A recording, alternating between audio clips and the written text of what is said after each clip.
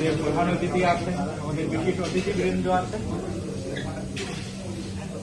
একবার চিন্তা করুন তো, আজকে যখন আমরা বাংলাদেশ আওয়ামী লীগের ৭৭তম জন্মবার্ষিকী পালন করছি, সেই মুহূর্তে বাংলাদেশ আওয়ামী লীগ বাংলাদেশে নিষিদ্ধ। যে দল একটা জাতির জন্ম দিয়েছে, সেই দল আজ নিষিদ্ধ।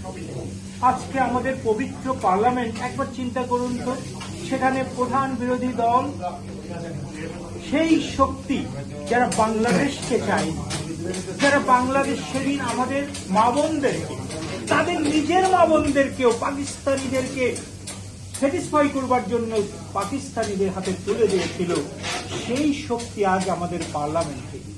আজকে তারা পার্লামেন্টের ক্ষমতায় বসে আছে, যারা বাংলাদেশকে কখনোই সাকসেসফুল হতে যেতে চায়।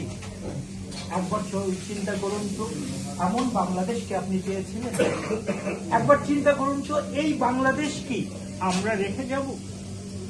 আমাদের রক্তের উপর আমাদের যে বীর মুক্তিযোদ্ধা, তারা কেন মুক্তিযুদ্ধ করেছিলেন?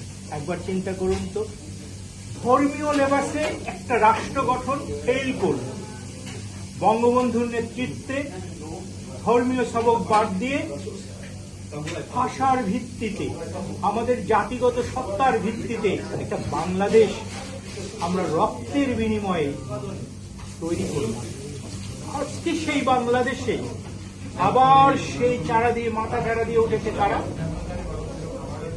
যারা বাংলাদেশটাকে একটা বিশেষ কোন ধর্মের জন্য না, একটা বিশেষ মতবাদের, আমাদের ইসলামের মধ্যকারও বিশেষ একটা মতবাদ, যেটা মূলত ইসলামের একটা ভ্রান্ত মতবাদের বাংলাদেশ তারা গড়ে তুলতে চায়।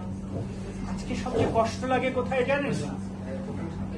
ইন্ডিয়া সাবকন্টিনেন্টের বাংলাদেশ ভূখণ্ডে একটা জিনিস লক্ষ্য করবে, যাদের হাতে আমাদের বাংলাদেশে ইসলাম প্রতিষ্ঠিত হলো, সুফিরা, যে 12 আউলিয়ার হাতে বাংলাদেশে ইসলাম আসলো, আজ সেই সুফিদের মাজারগুলোকে ধ্বংস করা হচ্ছে।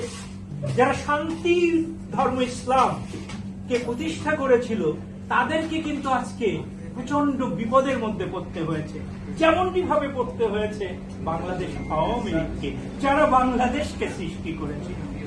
অর্থাৎ মুসলিম জনগোষ্ঠীর গোড়াপত্তন যারা করেছিল, তারা আজ হুমকির সম্মুখীন, আক্রান্ত। ভ্রান্ত ইসলাম, যে ইসলাম আমাদের ইসলামের সাথে, আমরা মনে করি জামাতে ইসলাম বিভিন্ন ভাবে তারা ইসলামের সাথে একটা সাংঘর্ষিক মতবাদ, এর হাত থেকে দেশের আমাদের যে ইমানি মুসলমানদেরকে রক্ষা করতে হবে।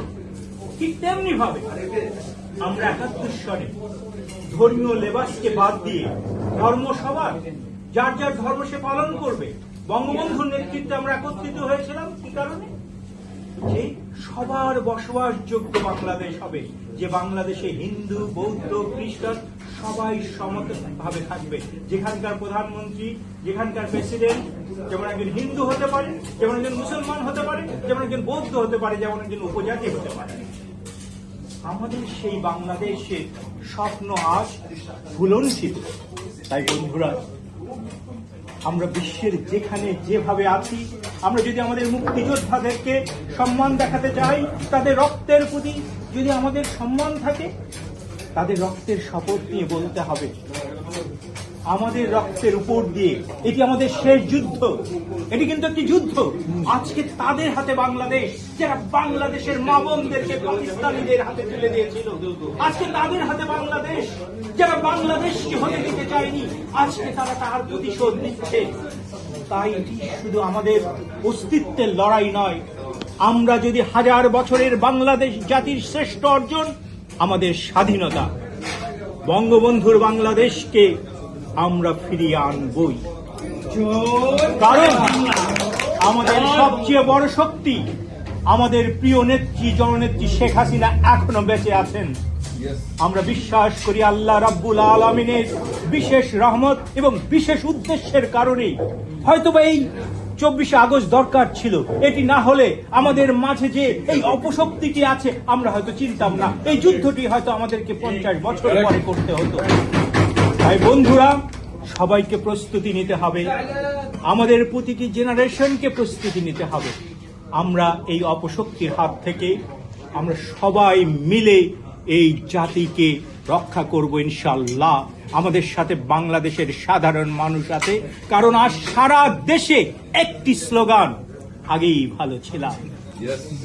শেখ হাসিনা ফিরবে, বাংলাদেশ হাসবে, এবং আমাদের আজ থেকে একটা দায়িত্ব বিশেষ করে নিতে হবে। জননেত্রী শেখ হাসিনা যেহেতু তিনি ডিক্লার দিয়েছেন তিনি ডিসেম্বরে আসবেন, আমরা সবাই এর অ্যাম্বাসেডর হয়ে সারা বিশ্বে এই ন্যারেটিভটিকে পৌঁছে দিতে হবে এবং আমাদেরকে কাজ করতে হবে তার প্রত্যাবর্তনের জন্য।